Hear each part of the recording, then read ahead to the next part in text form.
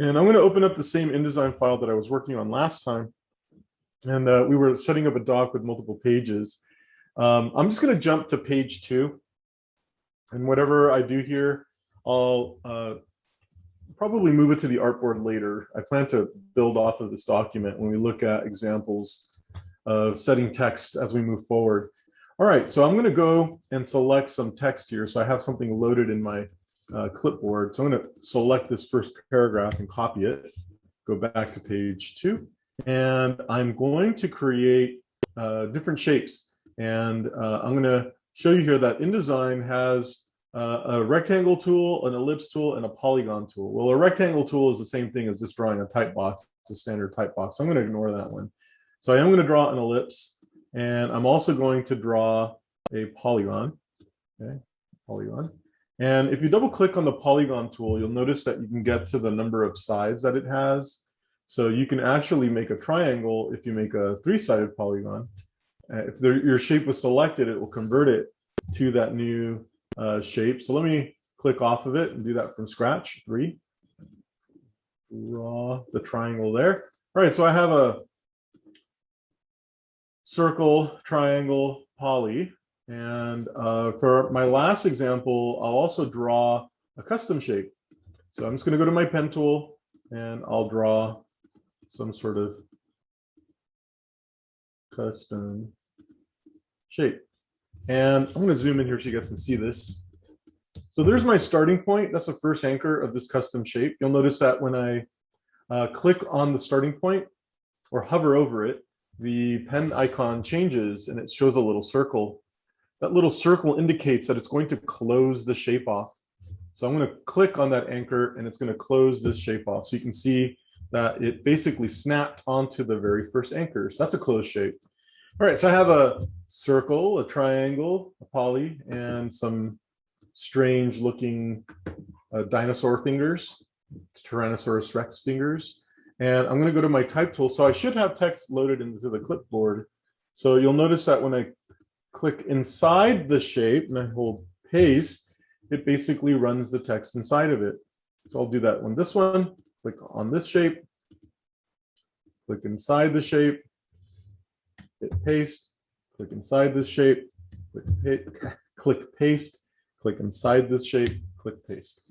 Now, one of the key differences between Illustrator and InDesign is that in Illustrator, the way that the shapes and tools work, in most cases, the shapes can only serve one purpose.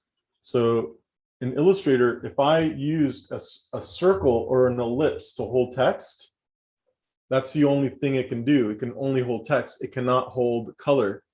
InDesign's a little bit different. InDesign, you can fill a shape with text and you can change its color.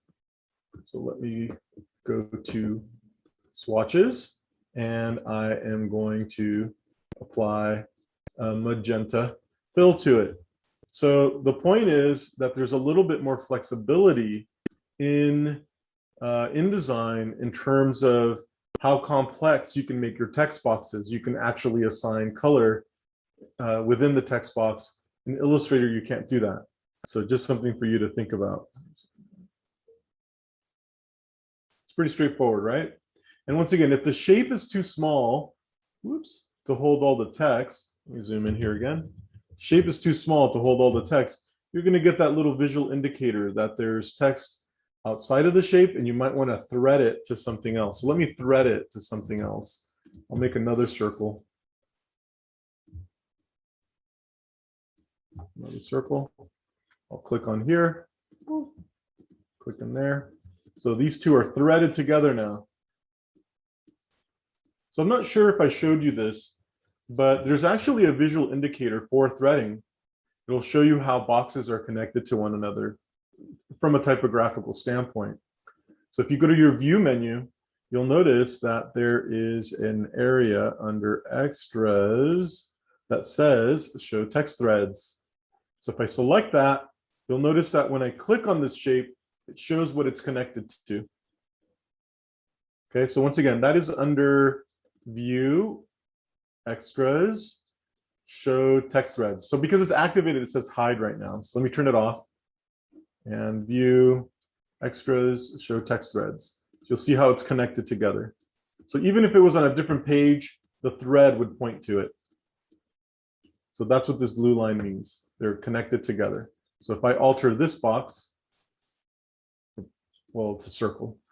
This alter this circle, the text will thread and spill into this one. So now this has this is too small to hold all of the text. So maybe I can make this one bigger. So as you can see here, all of these shapes are responsive, and the text is, adapting to these new dimensions that I'm giving those containers. I'm going to draw a squiggly line. Let me go to another page, so that way we're looking at a clean page. I'll draw a squiggly line here. All right, squiggly line. And once again, I should have text still loaded in my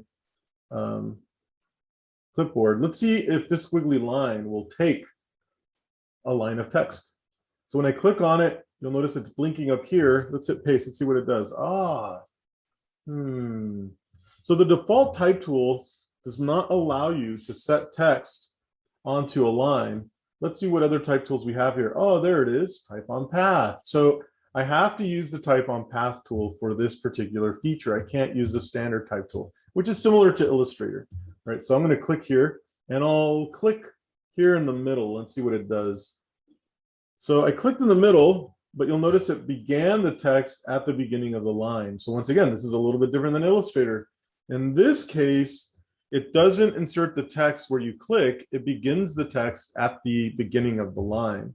And let's see if I can move the position of the text. This does have, zoom in a little bit more. It does have a visual indicator for the beginning of the text. So you can always slide this and move the beginning of the text to where you feel it is appropriate. So let me slide this further along. I wanted the text to begin about right here. So that's the starting point of the text.